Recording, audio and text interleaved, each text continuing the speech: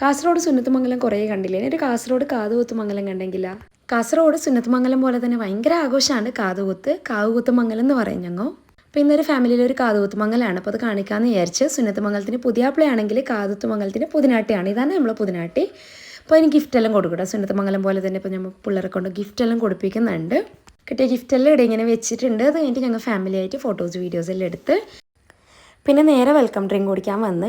പിന്നെ പിള്ളേർക്ക് കുറേ കാര്യങ്ങളുണ്ട്. ഇവിടെ പോപ്കോൺ ഉണ്ട്. സെയിനും ആദമെല്ലാം എൻജോയ് ആക്കിയിട്ട് കഴിക്കുന്നുണ്ട്. പിന്നെ പഞ്ഞിമുട്ടായി, അതും അവർക്ക് ഭയങ്കര ഇഷ്ടം.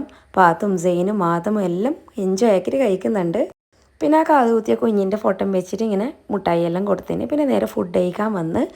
ഫുഡെല്ലാം കഴിച്ചിട്ടായിട്ട് നമ്മൾ ഇങ്ങനെ കസിൻസ് എല്ലാം ആയിട്ട് ഫോട്ടോസും വീഡിയോസും എല്ലാം എടുക്കാനായിട്ട് വന്ന്. പിന്നെ നല്ല അടിപൊളി പാട്ട് ട്രൂപ്പ് ഉണ്ടായിരുന്നു.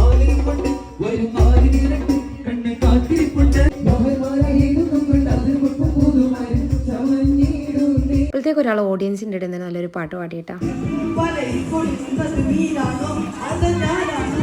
അത് കഴിഞ്ഞിട്ട് പിന്നെ ഫുള്ള് ഡാൻസും പാട്ടൊക്കെ ആയിരുന്നു.